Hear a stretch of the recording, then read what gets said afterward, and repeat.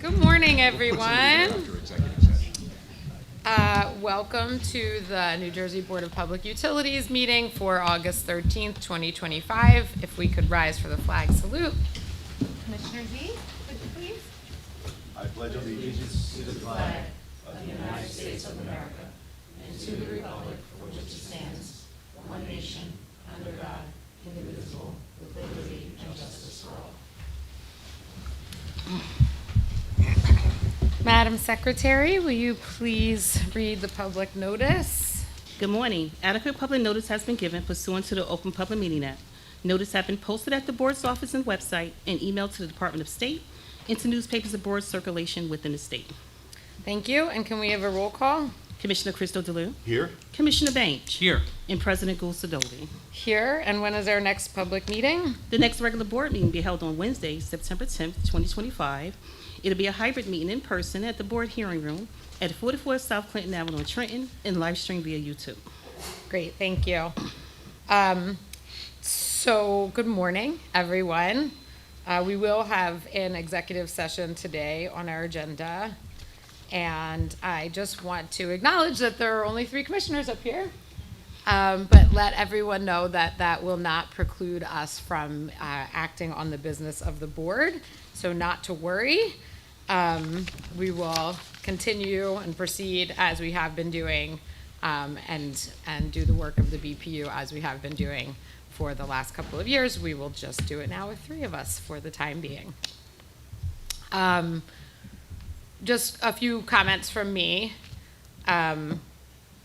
Just want to thank the staff from the Resource Adequacy Tech Conference, everyone who participated, all of the stakeholders, all of the residents who either came in person or tuned in online.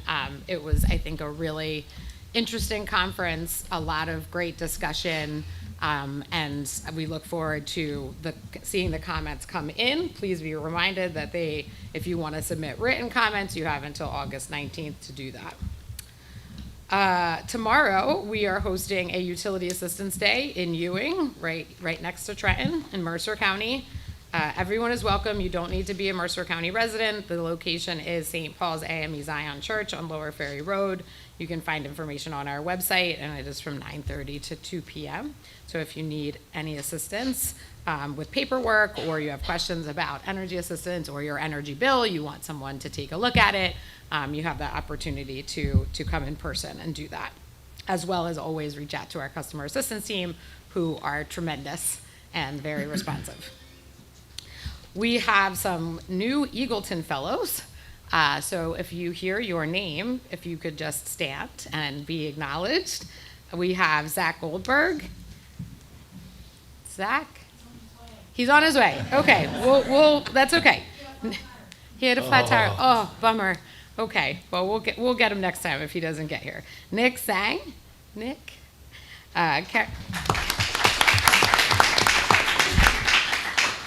Carolyn Schaefer. And Iram Mansour. Welcome, everyone. Good luck with your fellowship. I know we've had some really great success with our Eagleton Fellows in the past. Just always been a very dedicated group of individuals and professionals coming to support the work of the BPU. So good luck to all of you and welcome.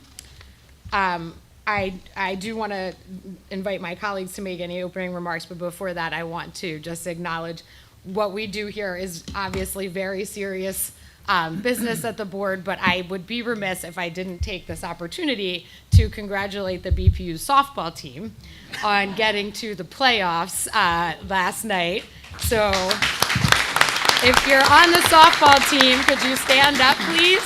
If you're on the softball team, could you stand up? Henry, I know Henry's the only one.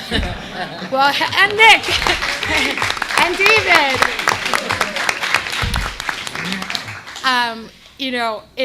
It is really important, I think, that we acknowledge what a really great team of employees that we have, and the work that they do is so important, but it's also really important to be there to support one another in things like softball.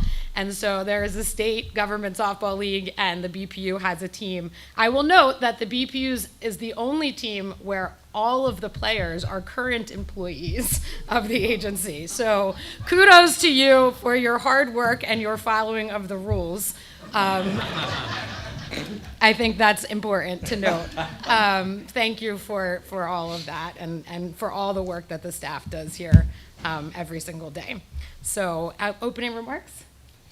Sure, congratulations again. You know, their name is the regulators, and I think that makes a lot of sense. So good morning, everyone, and thank you for being here. I hope you're enjoying your summer. Many of us will recall that 22 years ago tomorrow, there was the largest blackout in American history. It affected 50 million people, cost $10 million in damage, and many lives were lost. It was due to equipment failure and human error. That led to many, many positive outcomes. Unfortunately, sometimes silver linings take many forms. It allowed FERC to establish the North American Electric Reliability Corporation, and through that, we found many ways to improve our system, to make a stronger, more resilient grid with more redundancies and better workforce training. All in all, because of that very terrible event, we were able to create a much better, more resilient grid. Today, we are facing a similar crisis, a crisis of pricing based on many economic factors. And when we get through this, we will come out stronger, we will come out better. And because of different types of errors and different types of failures, which led to these price increases that we are very sensitive to, we fully expect that in the very near term, we'll be able to help reduce prices, make people's utility bills more affordable, and make New Jersey, once again, the beacon of hope for business and for families. I know this is a difficult time. And as we mentioned earlier, there was a resource adequacy conference last week, which speaks to the fact that we are very aware of the difficulties that we are enduring, and we are taking every measure to make sure that we can bring prices down to where they should be and where they're expected to be as quickly as possible. So thank you all, staff and everyone, for your great work to make sure that this crisis is something that we can look at in the rearview mirror and say, we've triumphed once again. Thank you. Okay, we will now go into executive session. We will be discussing 8A, 8B, and 8I. 8I will only be in executive session. There will be no action taken. If I could please have the Attorney General's office explain the justification for going into executive session. Good morning, President, Commissioners. For the record, I am Deputy Attorney General Jordan Mitchell. Agenda items 8A and 8B fall within the contract negotiation and attorney-client privilege exception to the Open Public Meetings Act, and agenda item 8I falls within the statutory confidentiality exception to the Open Public Meetings Act, which can be found at New Jersey Statute 10:4-12B7 and 10:4-12B1, respectively. Thank you. Thank you, Jordan, and welcome. If I could have a motion to go into executive session? So moved.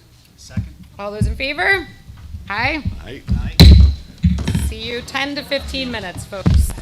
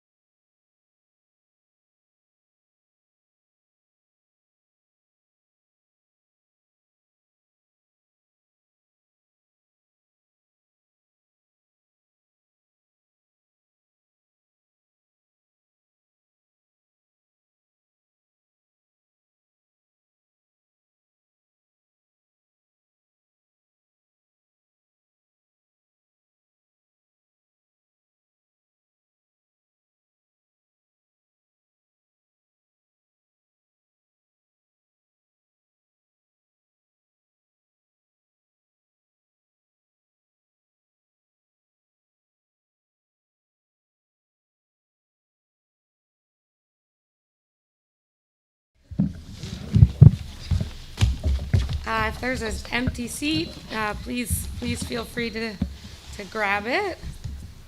We are back from executive session. And if we could have the board secretary call the consent agenda, please. Yes. On consent agenda items 1A, 2A, 3A through 3C, 4A, 5A, and 6A. So moved? Second. Thank you. Roll call, please. Commissioner Crystal Delune, Yes. Commissioner Baines, Yes. and President Gulsadovi. Yes. Okay, Stacy, starting us off with 2A. Good morning. On November 22nd of 2024, Rockland Electric Company filed a petition seeking approval of deferred accounting treatment for storm preparation costs of approximately $5 million for major storm events that occurred between December 2023 and August of 2024. Following review of the petition and discussions, the parties have executed a stipulation recommending that the board authorize Rockland to defer, for accounting purposes only, approximately $5 million in incremental storm preparation costs. These costs would be subject to a prudence review in the company's next rate case. Staff recommends that the board issue an order approving the stipulation. Thank you. So moved? Second. Questions or comments? Roll call, please. On the motion to approve staff's recommendation, Commissioner Crystal Delune, Yes. Commissioner Baines, Yes. and President Gulsadovi. Yes. Stacy? Oh, no, Dean, sorry. Good morning, Dean. Good morning, Madam President and Commissioners. This matter concerns JCP&L's compliance with the board's electric distribution service, reliability, and quality standards. Pursuant to the New Jersey Administrative Code, performance that fails to meet the minimum reliability levels as measured by the System Average Interruption Frequency Index and the Customer Average Interruption Duration Index each year is a violation of the board's regulations and may be subject to penalty. Electric distribution companies that do not meet the standards may also be subject to certain board-issued penalties. According to its annual system performance report for the calendar year, for the calendar years 2022 through 2024, JCP&L failed to meet certain minimum reliability levels and further failed to implement sufficient measures to correct those deficiencies to improve reliability and performance in accordance with the board's rules. Additionally, JCP&L's calendar year 2024 annual system performance report indicates that the company experienced a 10-year high for all outage types in 2024. Staff recommends that the board issue an order to show cause alleging JCP&L violated portions of the New Jersey Administrative Code and any other statute and regulations as may apply. Staff further recommends that the board direct JCP&L to 1, show cause why the board should not find the company in violation of those provisions in relation to JCP&L's alleged failure to achieve minimum reliability levels for the calendar years 2022 through 2024. 2, show cause why the board should not assess a monetary penalty for the company's failure to comply with these requirements pursuant to the New Jersey Administrative Code. And 3, file an answer to show the cause order to the show cause order with supporting evidence upon which it may rely by September 10th, 2025. Thank you. So moved? Second. Questions or comments? Dean, I just want to thank you for keeping track of all these things, for understanding the numbers and the significance of what it means to people. And I hope that you can work together with JCP&L to remediate some of these issues. I know you will. They're in good hands with you, and so are we. So thank you very much. Thank you. Good work, Dean. Roll call, please. On the motion to approve staff's recommendation, Commissioner Crystal Delune, Yes? Commissioner Baines, Yes. and President Gulsadovi. Yes. Thank you, Dean. 8A. Leave.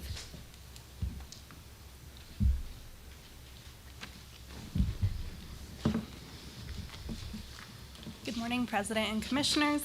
This matter was discussed in executive session. It concerns the release of a request for quotation to solicit quotations to engage a contractor to serve as the program administrator to manage programs that support the electric vehicle market in New Jersey in order to realize the benefits associated with electrification of transportation in the state.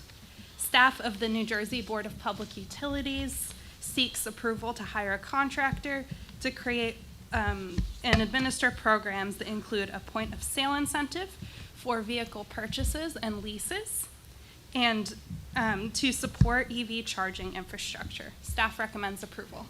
Thank you. So moved. Second. Questions or comments? Roll call, please. On the motion to approve staff's recommendation, Commissioner Crystal Delue? Yes. Commissioner Baines? Yes. And President Gussadovy? Yes, thanks, Aviv. 8B, Rupa.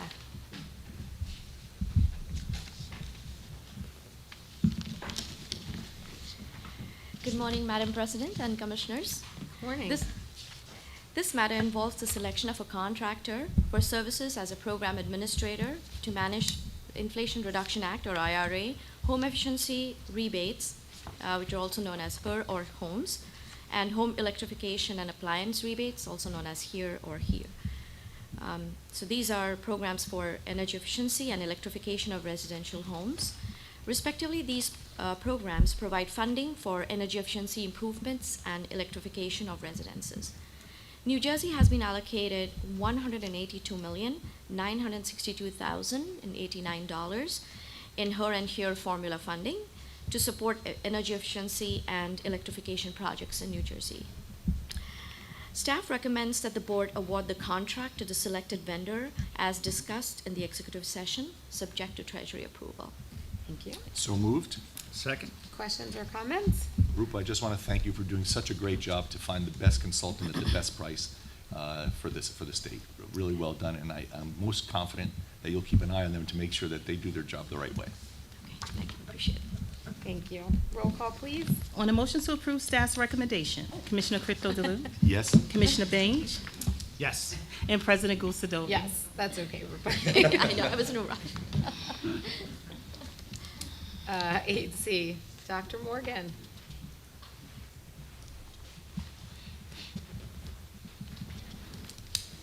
Okay, Madam President and the Commissioners, good morning. Good morning. This item concerns the Community Solar Energy Program and the Competitive Solar Incentive Program, as well as the interconnection process and requirements related to grid modernization. There are currently 451 conditionally registered projects in the CSEP, Community Solar Pipeline, and 5 awarded projects in the CSI pipeline. Many of these projects have experienced unexpected delays due to the interconnection process. The large number of projects entering the program simultaneously resulted in lengthy wait times for completion of facilities or engineering studies. Many projects also require substantial site or substation upgrades for interconnection due to limited grid capacity on distribution circuits around the state. Due to these issues, the program registration manager has received more than 160 requests for an administrative extension to project completion deadlines. Stakeholders have reported concerns about the progress of interconnection with the EDCs and the opacity and unpredictability of the process. First, in recognition of these issues that have delayed project construction and operability, staff recommends that the board extend the commercial operation deadlines for all projects currently registered in the CSEP and CSI programs by 9 months. Projects may still request one additional 6-month extension if they have not already done so. Second, to increase the likelihood of future registrants in the CSEP completing construction within the permitted timeline, staff recommends that the board specify that the program registration maturity requirement for written authorization from the EDC providing conditional approval to construct include the completion of a facility study or equivalent feasibility or engineering study. Staff also notes that the rules require that, quote, the EDCs shall process interconnection requests following normal procedures, end quote, including the processes and timelines laid out in the grid modernization rules adopted by the board on May 22nd, 2025. Third, staff believes that transparency into the interconnection queue is important to ensure interconnection applications are addressed in a timely manner and to inform developers of the feasibility of their projects and expected timelines for interconnection studies. Staff therefore recommends that the board require the EDCs to publish a monthly interconnection queue inventory with data including the locations of projects applying for interconnection, progress through the interconnection process, and other requirements. And finally, staff recommends that the board direct staff to undertake public rulemaking proceedings regarding program registration deadlines and interconnection reporting to make any appropriate amendments to the rules to ensure efficient completion of solar projects. So moved. Second. Questions or comments? Yeah, Sawyer, we talked a couple of times about the causes of these delays. We have a list of them, but you were going to come up with some percentages between whether it's an interconnection issue, whether it's an upgrade issue, supply, or have you figured out where the faults lie primarily? The issues primarily in the engineering studies. The vast majority of these projects have took many months for those to get completed. In some of the utility territories, most projects do require lengthy upgrades that are lasting 1 to 2 years, and I'll get you some more specific data shortly, exactly how many If you projects. could, so we will can be hopefully try to proposed. remediate this. And, you know, when we talk about unexpected delays, I mean, we've known about interconnection issues for years and years and years and delays, and it's actually even gotten better than what it was. So these are still remain to be issues, and but not that it's not an issue, but it's still unexpected. I think the developers should understand and should expect this. I think that this relates to the second item here, Mhm. is the requirement for written authorization to, or conditional approval to construct. Mhm. And the original intention with this requirement was that conditional approval to construct would be following these, following the completion of some of these studies, that projects would be aware of the subsequent upgrade timelines. However, some of these projects, most projects received conditional approval at an earlier stage. So this was following an initial screening of these projects. And so it was unexpected that the engineering studies would subsequently be put on hold until after the board approved these projects. So then the utilities saw about multiple 150 projects or so, all having to get that engineering study done at once. And that was the unexpected portion. And one last thing, if I could add, my resource on this stuff is Commissioner Baines, because he knows this part of the world better than anyone. So, Commissioner, I apologize, but when developers are looking to get certain approvals, don't they factor in the unexpected stuff? Sure, definitely. Have to today. Because you may get a town that won't give you the permit, or they're gonna delay the permit, or they're gonna want certain details put in the permit, you know, and a perfect example is you're doing say a main replacement on a road, I'm just using that as an example. They may want that whole road paved curb to curb where you didn't open up the whole road, but this is a requirement they'll put out there. The town has an opportunity to take a little advantage sometimes. These are not related to town permitting delays. For the No, we most haven't part, heard right? concerns with respect to time permitting. Yeah, and I do think that there are times when the utilities give timelines that are not always adhered to when it comes to interconnection approval. All right, and if we don't grant extensions, what happens? Projects would, if they're unable to complete construction within the permitted timeline, they would be able to petition the board for individual project extensions, or the project registration would expire, and they would have to resubmit a new application to the program. I mean, my concern is that since we understand that solar, as we've always said, is the fastest and the best way to get grid resources, you know, we need to incentivize maybe a little bit. They've got the carrots and subsidies, but maybe a little bit of a stick of adhering to timelines may actually help ratepayers by getting generation online faster and sooner than later. So, I mean, I'm more inclined at this point, after hearing all these things, maybe to hearing on a case-by-case basis and hoping to force the developers to get these resources online, which is something that we need desperately. I don't know that that's not So a I- workable solution. I think, I mean, then what is I think the grid modernization rules are kind of the incentive for the utilities, because the utilities are the, you know, the ones that are responsible for the interconnection review, and that's where the delay is happening. So I'm not sure how that's on the developers. I mean, this is part of an ecosystem, and they're certainly going to possibly work harder, more creative, deal with the EDCs, try to find ways to get things done sooner than later, because, I mean, we're moving the scale and the target dates further and further, and people are suffering in the meantime. And somebody's got to cut through this logjam, and maybe we can help be part of that solution. So, but then shouldn't we, if we know that the timeline is taking overall, that a timeline is longer than what we anticipated when we developed the rules, shouldn't then we be extending the timeline rather than saying you have to fit this timeline that's unreasonable? At the outset, if that's something we wanted to do, we could have done that at the outset. But I think that being in this as we are now, and we know how capacity prices anticipate increased generation or decreased generation so many times in our case, that by pushing it back, it may add a level of uncertainty to the market that may wind up increasing prices. So I think the uncertainty is in the timeline for interconnection. That's the situation. I think had we, known that this number of projects was going to not be able to meet the interconnection timelines, we would have had to make our own interconnection timeline longer, right? We would have had to give more time at the outset. But because of the sheer number of projects coming into the utilities, some of that is just volume. And so it was unexpected that volume was gonna have that kind of implication on the utility timeline. So I don't know how that's on the developer to know that. I mean, it's certainly, we are getting that feedback now because the volume of interconnection requests has gone up so drastically. Yeah, I understand it may make things more complicated, but I think that the professionals in this industry who do this day in and day out, and as Commissioner Baines had mentioned, people understand these things. They have to understand what delays could be and how long things could take in a realistic time frame. Yeah, and I believe that we did receive public comment from a number of developers that they thought that our existing timelines were reasonable, and I believe that they may still be reasonable. It was just that the implementation of that conditional approval requirement was not as we had originally intended it to be.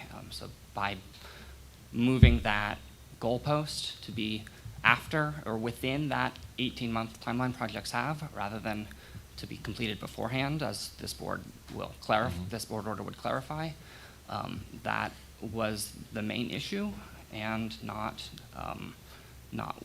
what was intended or an issue that would have been solved by the developers coming up with those alternative solutions. Well, we have to hold them accountable. We're subsidizing them quite a bit. So they should be a little bit more accountable for their actions. And ratepayers require this. Look, I don't like delays, obviously, and I think that it's hurting everybody. So we need to send this message out that it really needs to get on time, on budget, quickly, and efficiently. Excuses don't help ratepayers.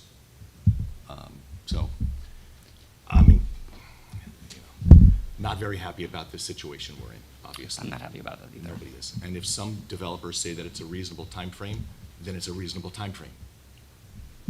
It doesn't, that's the rule. If somebody says it's unreasonable, it's because they couldn't adhere to a timeline. It's not because the timeline itself, in and of itself, was too short.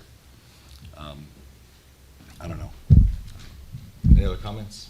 Any other thoughts? I just think the rules should be changed where they should have all their ducks in a row before they're coming in. That's what then you're not wasting our time here today. They have all their approvals, the EDCs gave them their letters, they're all done with their sign-offs. Whatever permitting needed to get done is done and over with, and then we start, right?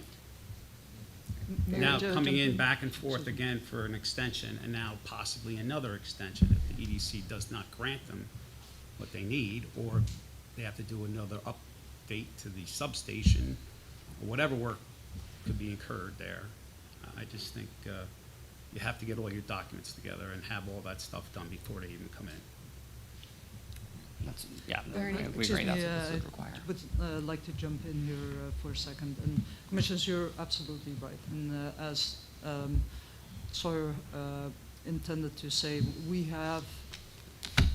we're trying to make that the reality with this this proposal.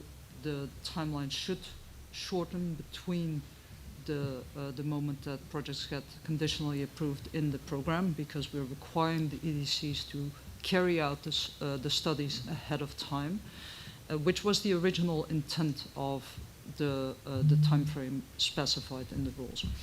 At the same time, we are also asking the board to direct us to undertake rulemaking to revisit the timelines, because these programs, they are not that old yet.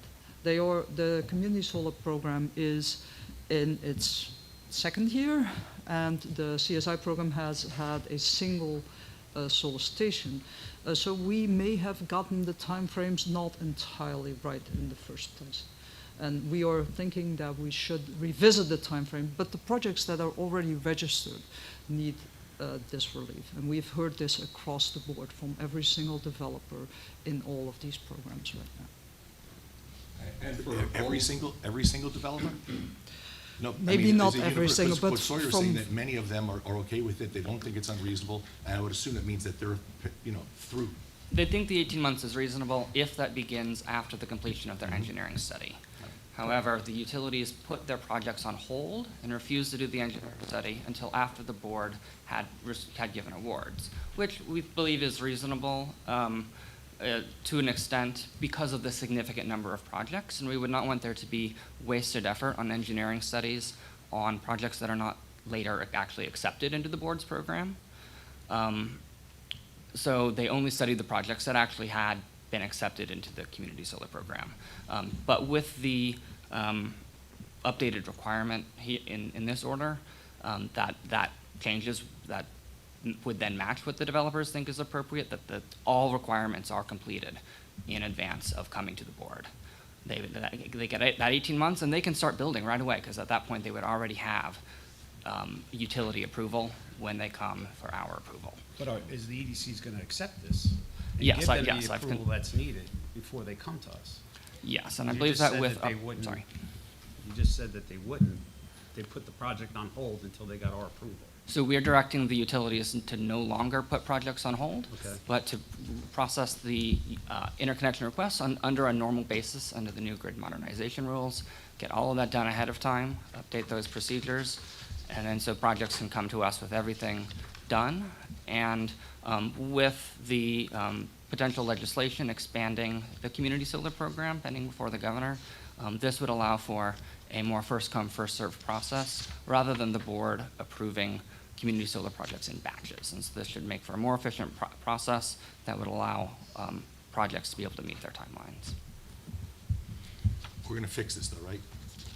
That's the intention, yes. Absolutely. All right, thanks. Thank you. Thank you. You good? Sure. Good enough. Good enough? Good enough. Good enough? There's an expression, right?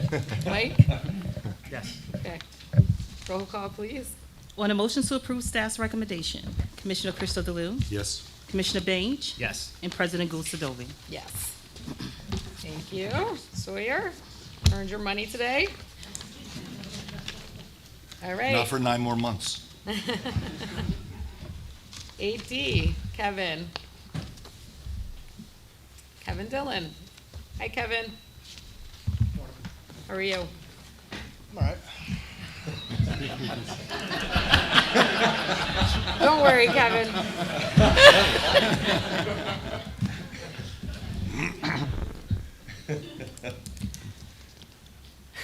Go ahead.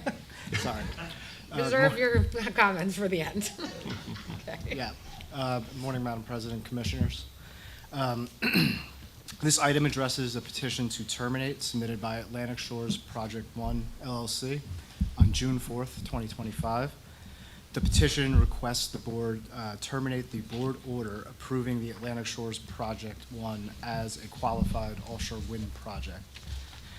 On September 9th, 2020, the board opened its second solicitation to secure ORECs targeting 1,200 to 2,400 megawatts of offshore wind capacity. On June 30th, 2021, the board issued an order designating Atlantic Shores Offshore Wind 1's 1,509.6 megawatt project as a qualified offshore wind project eligible to receive ORECs. On June 4th, 2025, Atlantic Shores filed the petition to terminate, asking the board to terminate this June 30th, 2021 OREC order. They stated that uncertainty and delays due to actions taken by the federal government since January 2025, as well as industry-wide financial challenges from 2020, that took place in 2021 and 2022, have caused the project to no longer be viable under the terms of their OREC order. Upon consideration and review of the filed petition, board rules, the relevant statutes, and comments received, Staff recommends that the board vacate the June 30, 2021 OREC order in BPU docket numbers Q0200-80555 and Q021050-824, vacating the Atlantic Shores project as a status as a qualified offshore wind project, as requested in the petition. Thank you. So moved. Second. Questions or comments? I just want to thank you, particularly Bob, for changing some of this language on here, which we spoke about. I greatly appreciate that to, represent a little bit more robust historical reflection. So I really thank you for that. Thank you. Just want to thank the whole team. I know that there are not consistent opinions about this project across the board, but at the end of the day, it's very hard to lose 1,500 megawatts of electricity at a time when we know we need not just clean electricity, but more electricity. And so it's tough, and I think the staff has done, all of the staff at this agency, but the staff on offshore wind have done a tremendous job. So thank you. Thank you. Roll call, please. On a motion to approve staff's recommendation, Commissioner Christo DeLu, Yes? Commissioner Baines, Yes. and President Gulsadovy. Yes. Thanks, Kevin. 8E, James. James is our intern in legal. For those who don't know, he is presenting today, and his last day is tomorrow. So, good sending off. James? Thank you. Madam President and Commissioners, this agenda item concerns a petition from Mr. Edward Jenks, a residential self-installer, who requests the board waive administratively determined incentive, or ADI, program rules NJAC 14:8-11.4B and C to allow his system to earn ADI incentives. The ADI program launched on August 28, 2021. The ADI rule prohibits solar generation facilities from registering in the program if they began construction prior to receipt of a notice of conditional registration. They are also prohibited if they include equipment that is not new. After reviewing the matter and considering the very specific circumstances, staff recommends that the board waive the two ADI program rules, NJAC 14:8-11.4B and C, and allow Mr. Jenks to register his entire system in the ADI program. This solution will allow Mr. Jenks to earn ADI incentives without needing to install a second net meter. At the same time, this solution will reduce costs to ratepayers. Thanks, James. So moved. Second.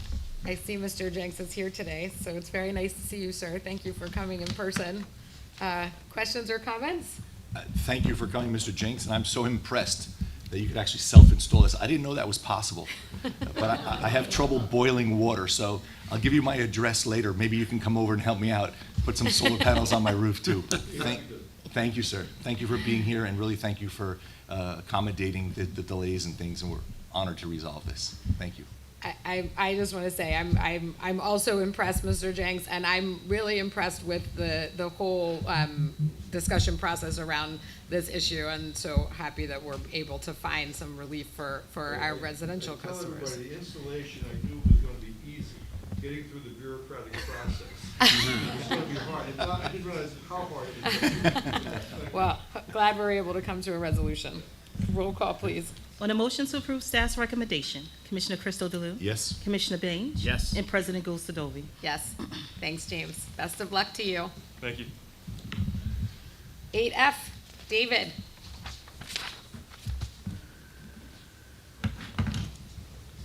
Good morning, President and Commissioners. Good morning. This matter pertains to the proposed establishment of the Residential Universal Bill Credit. The Residential Universal Bill Credit will provide direct energy bill assistance to all New Jersey residents with an active electric account with one of the public investor-owned utilities.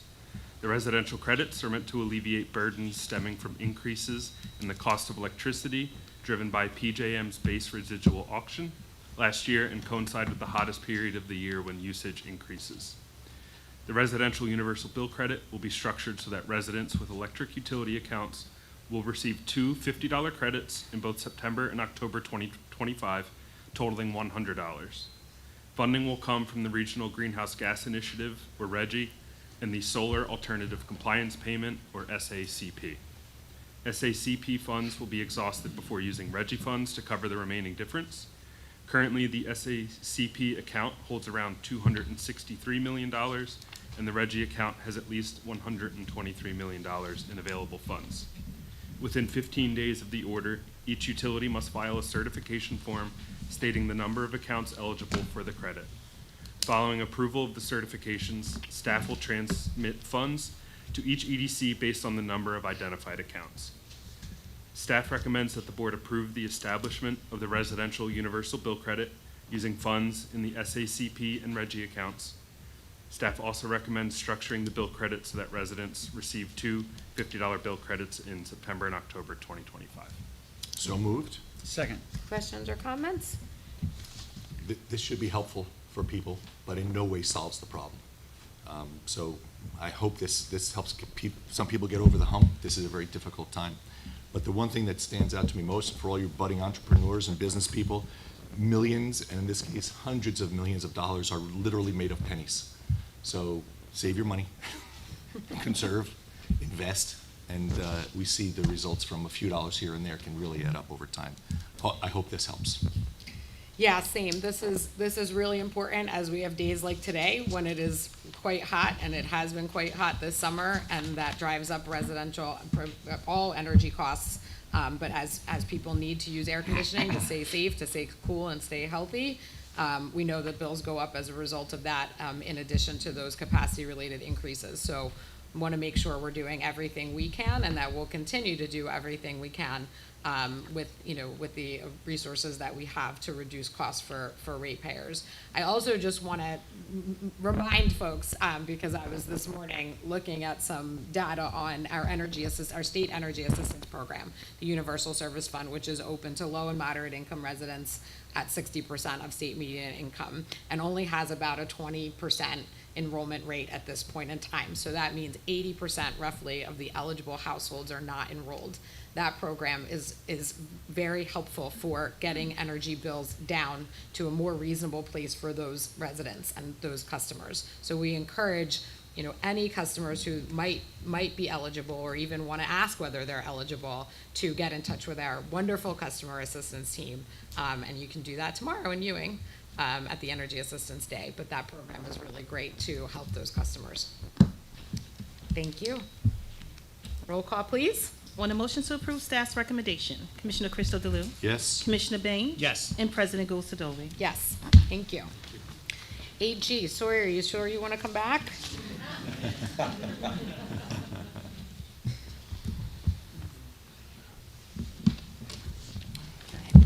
Madam President, Commissioners. This item involves a petition from DSM Nutritional Products regarding net metering. New Jersey's net metering rules are designed to incent installation of new solar energy systems.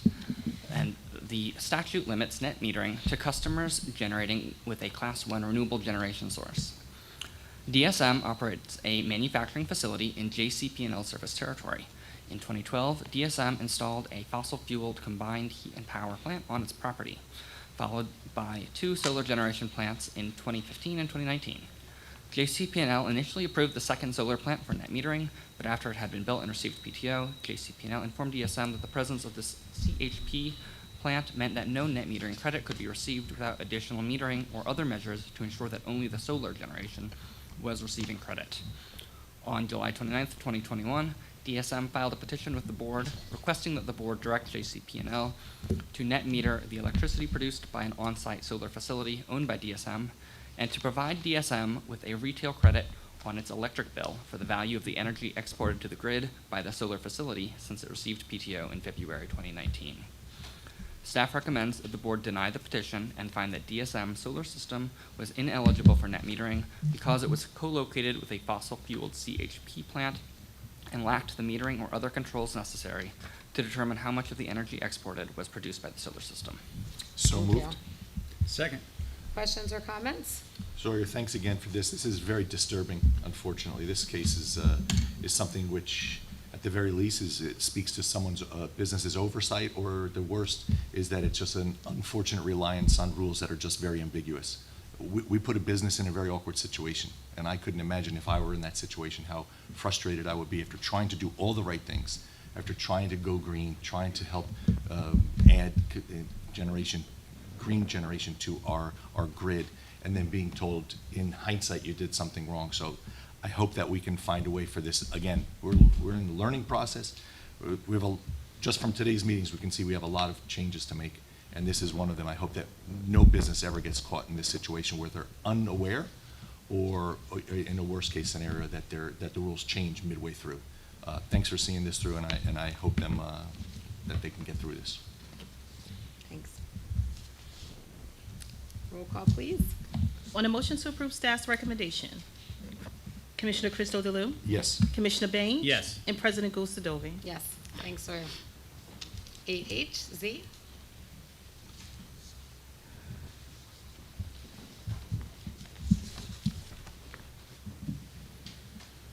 Madam President and Commissioners, this agenda item relates to a recommendation from staff for the board to consider a limited waiver of the New Jersey Administrative Code 14:8-11.4B to allow projects that submit a complete registration package in the online registration portal of the Administratively Determined Incentive, or ADI program, to begin construction before they receive conditional registration and remain eligible for the ADI program. On July 4, 2025, the U.S. House of Representatives Bill 1, or H.R. 1, amended the Clean Energy Tax Credit Program for residential solar by advancing the termination date to December 31, 2025. The H.R. 1 also amended the Commercial Investment Tax Credit, or the ITC, by moving the begin construction deadline to July 4, 2026, and advancing the termination date from December 31, 2034 to December 31, 2027.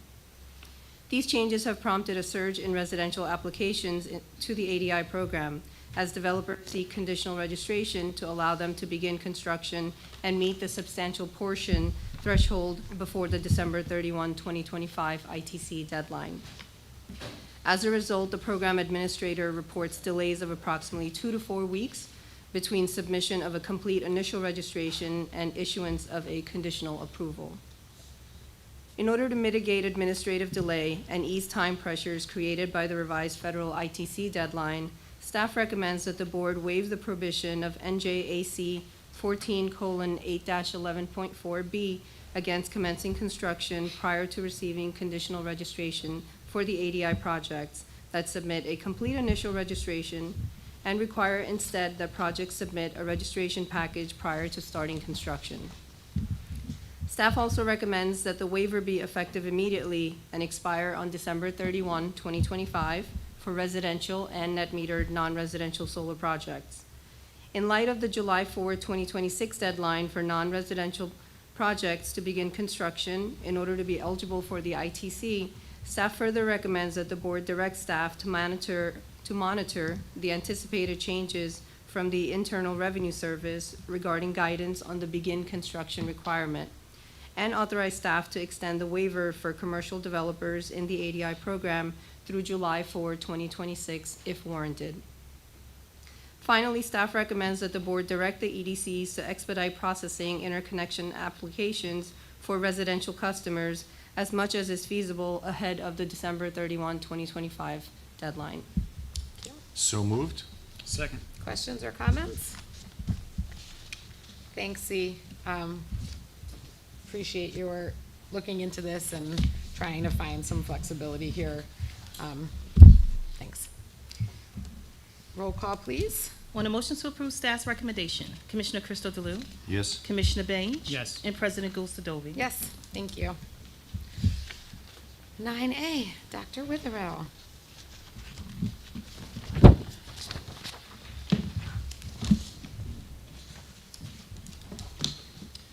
Good morning, Commissioners. Good morning. Good morning. Pursuant to the ZEC Act, the board is required to determine the zero emission certificate price for each energy year that eligible nuclear plants have been selected by the board to receive ZECs. The ZEC price is the dollar per megawatt hour price that the selected nuclear units receive for their generation under the ZEC Act. The formula for determining the ZEC price is defined in statute as the total dollars collected by New Jersey electric distribution companies through the ZEC charge divided by the larger of two values, either the total number of megawatt hours generated by the nuclear plants or 40% of the total megawatt hours of electricity sold by the EDCs. For energy year 2025, the larger of these values was the 40% of total sales of electricity. As calculated by staff, the resulting ZEC price for energy year 2025 is $10 per megawatt hour of generation at the nuclear plants. In 2024, PSEG discovered an issue with the meter measuring output from Salem Unit 1 and Unit 2. Upon further review, PSEG determined that minor incorrect meter readings occurred from energy years 2019 through 2023. The incorrect meter readings resulted in higher than actual generation readings, which resulted in an overpayment of ZECs by the EDCs. The overall impact was small and equaled $359,831. Staff therefore recommends that the board determine the ZEC price for energy year 2025 to be $10 per megawatt hour, and additionally, order Salem Unit 1 and Salem Unit 2 to reimburse the EDCs the amount of $359,831. So moved. Second. Questions or comments? Roll call, please. On a motion to approve staff's recommendation, Commissioner Cristo DeLu? Yes. Commissioner Bange? Yes. And President Gould-Sadovy? Yes. Thank you. And I think I neglected to say we had a late starter, so we have a late starter. And it is Genevieve.